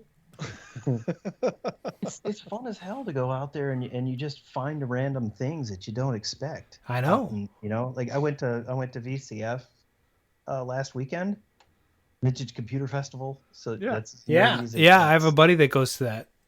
Yeah, and I lucked into David All, who did Creative Computing, the magazine. Oh. Had a bunch of T-shirts. So I got stuff like this. This is a T-shirt for. Remember Advent.exe? That's amazeballs. On any computer in the 70s, like the first text adventure you could have. Okay, here's a deep dive for you, Brian. I am a big fan of Lode Runner and of Broderbund software, and they did this Nintendo peripheral, a Nintendo Entertainment System peripheral. Do you know what it is? Broderbund. Yeah, they were the. Was it a? It wasn't a keyboard, was it? No. No. Nope. Who's gonna Google it first? It better not be the Power Glove. No, it was a competitor to the Power Glove. Oh. So Broderbund. What's that? The Beatmaster 3000? No. No? Okay.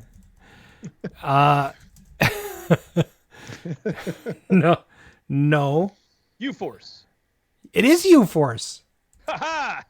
You Googled it. Remember what the U-Force was the like reach in and out kind of like pseudo 3D thing? No, not 3D. It was basically Connect before Connect. So it had a bunch of IR sensors, and it was a wireless, touchless motion controller for the NES. The Power Field Controller. Wasn't the U-Force what became the Power Glove? No, they were direct competitors. Direct competitors. Okay. There's actually a YouTube video on it. It's really cool. But deep dive. I want to bring it back to the T-shirt because I started looking into this to see if I could get a couple of these people on the show, and I found a picture of the entire company, which was like 8 people at the time, and they have these Broderbund T-shirts, and I'm gonna duplicate them, and I'm gonna make one for myself, and nobody's gonna know what it is, but I'm gonna wear it because I'm a fucking computer nerd. Yes. Yeah.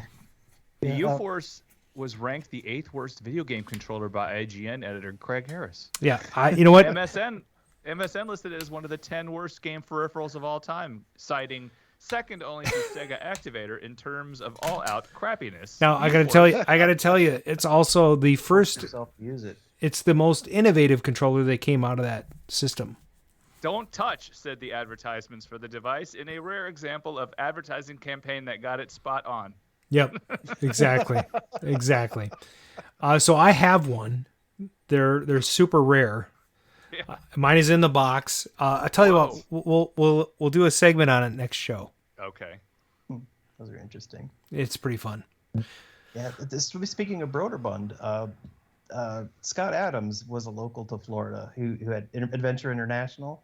Yeah. Back in the day. So if you know the Scott Adams Adventures, he tells a story about how the way Broderbund was founded was on royalties from Adventure International selling games for them.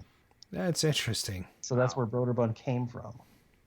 Now, that's also, is he still around? Because I love his VIC-20 games. Yeah, he lives in Wisconsin. I gotta call that guy. He's got to be on this show. One of the nicest guys you'll ever talk to. I have so many Scott Adams text adventure games, it's not even funny. And it's great because on the VIC-20, it's like they come up and they say by Scott Adams. Mm-hmm. And we played 6 months ago. I pulled out my VIC-20 and we went through every game that I had.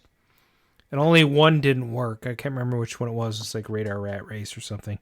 But everything else worked, including the programming tutorials.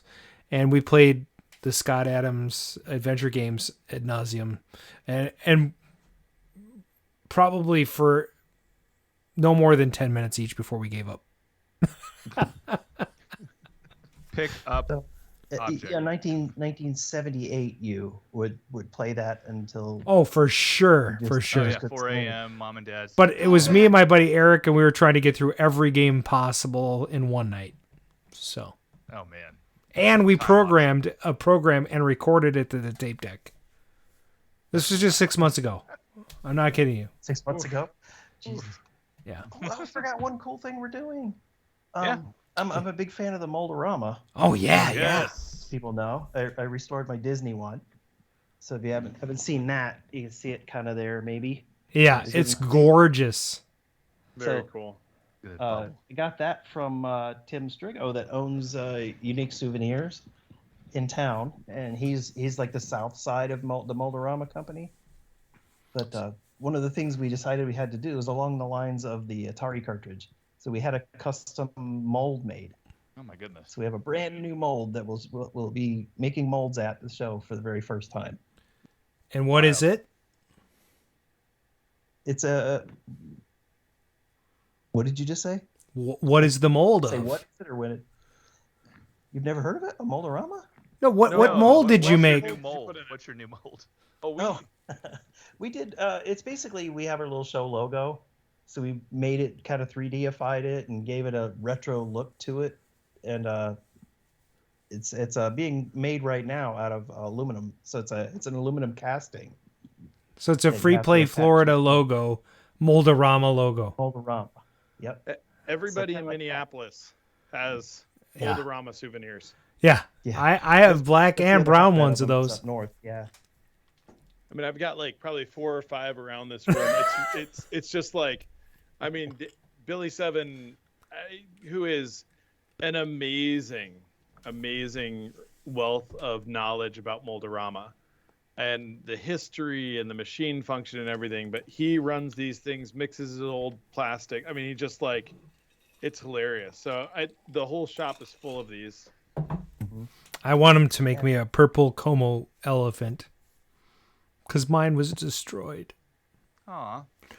He's sort of a burgundy color. Everywhere. Actually, I got a new Moldorama this week too. What? Yeah. It's how like sometimes for the show when it's just us three. Right. I do the monkey thing. Monkey see. What? Oh. There's no see, no hear, no. It's one of my favorite things to do when it's just us three.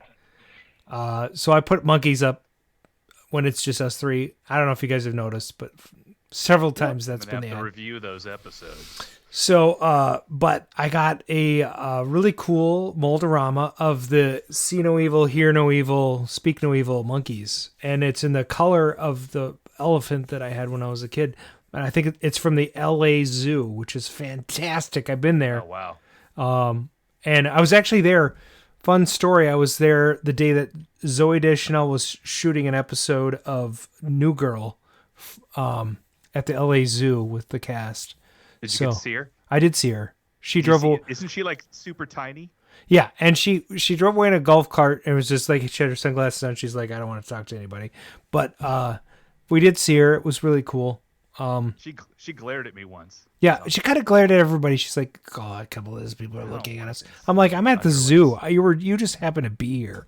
Yeah. Whatever. I mean, I didn't come to see you. I was at the Crappening premiere, so that's where she was. Yeah. Somebody's starting crap in chat, it looks like. Yeah. Anyway, that should be fun. I'll show it on the show next week because it's a very cool mold. And I'd never seen it before. It was like, and it was $11 shipped, which I thought was a good deal. It's got to be like $5 to ship it, right? Yeah. So I want all mine to be glow in the dark. That'd be fun. That'd be cool. You just got to get a Billy will mix up all sorts. Do you guys mix your own plastics, or how are you doing it, Brian? Actually, Tim supplies it for us. Okay. So he gets it by the pallet down there, and then I just have the dyes that they use. Yep. And one of the cool things that he still has actually is because they were at the World's Fair, so they were running dinosaurs in Sinclair area. Yep. But he still has 50 pounds of the copper that was used in the World's Fair in '64. Cool. It's never been made again, but he's still got the plastic. That's awesome. So that's amazing. cool, knowing that that was there back then, and it's like a proprietary mix of wax and plastic, isn't it? Mm-hmm. And it don't make the same plastic anymore. Yeah, it's got that smell, but it's similar, not exactly the same. Yeah, but that smell was like, I don't know, there had to have been lead in it or something because it was it was great. It's like smelling leaded gasoline at the pump when you're a kid. Or standing behind the bus before they leave. You know what I'm talking about? Oh yeah, I just put my mouth on the tailpipe. Didn't typically do that. Go with it. Well, it just happened to be walking by and the bus is idling and stuff, and it smells like Well, let's wrap up by doing something positive. What? Go ahead. A question from the chat. Oh, yes. Go ahead. Okay. Which game does our guest prefer? Exterminator or Snacks and Jackson? Well, that's easy. You could see Exterminator right there. It's just because he doesn't have a Snacks and Well, that's all the time we have for tonight. It's good. Hey, I got one last question, and all three of If you it's can about answer this Exterminator, I'm hanging up. It is not. If you could take a blue pill and restart your life at the age of 10 with all of the knowledge you have now, would you do it? Or if you take the red pill, you jump to age 60, but you get $50 million in the bank. That's not enough money. It's $50 million. Come on. You can if you have all the knowledge that you had when you were a kid, it's time to cash in. Knowing about that much porn at 10. I was going to say, what are you doing? Like invest in Apple and Tesla, $50 million. Who gives a shit? You got your $50 million in a heartbeat. But you got to live through all that stuff again. Yeah, who cares? Do you go back in time, or do you just become 10 now? No. Oh, that would suck. That would suck. Yeah, that would suck. You go back in time, but all of your knowledge comes back with you. So all of a sudden, 50 million's nothing. I mean, I'm gonna just save up all those paper route checks and go buy like SpaceX and Tesla. Boom.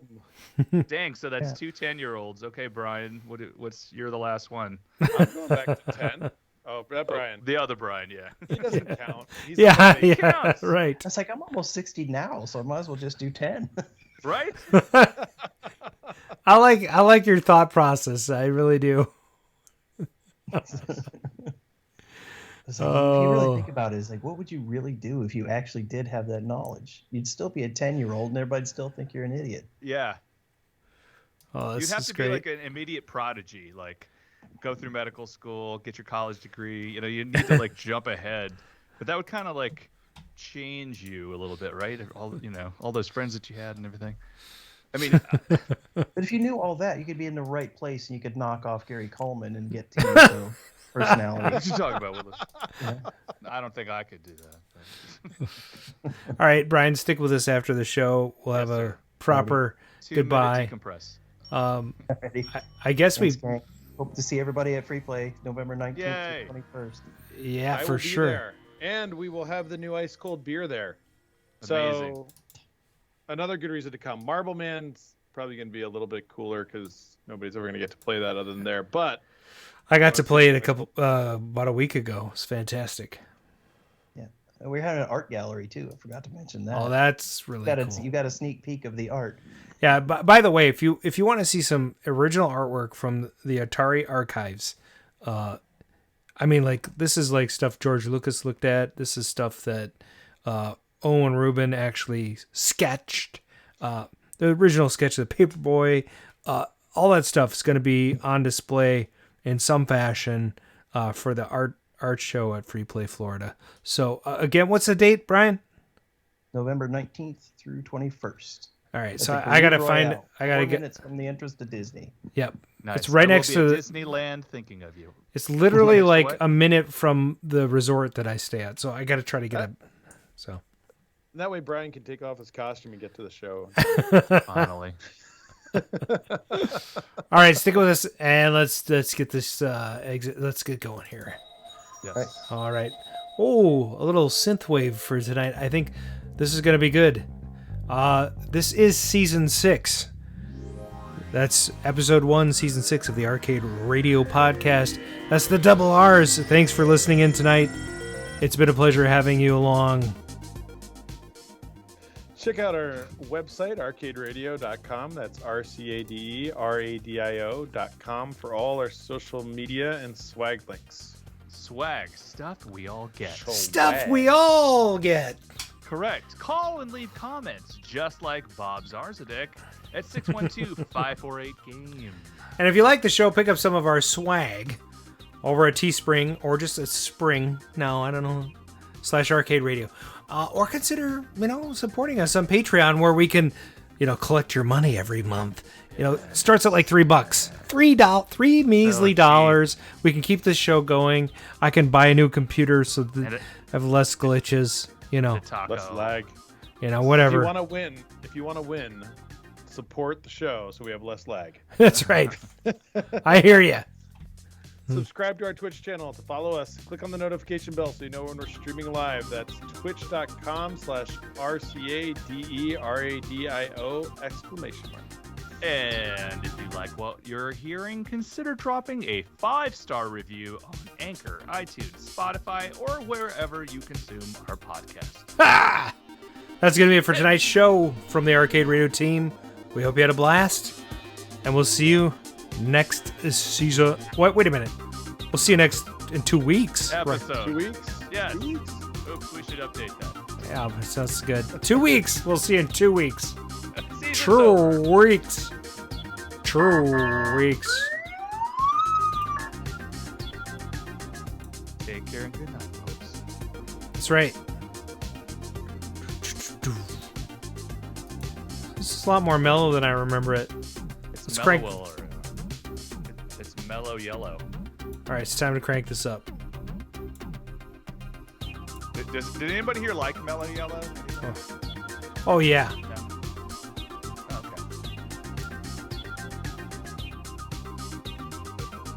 Good. Just get this. There's no mellow yellow down here. It's Mountain Dew. It's the backup up here.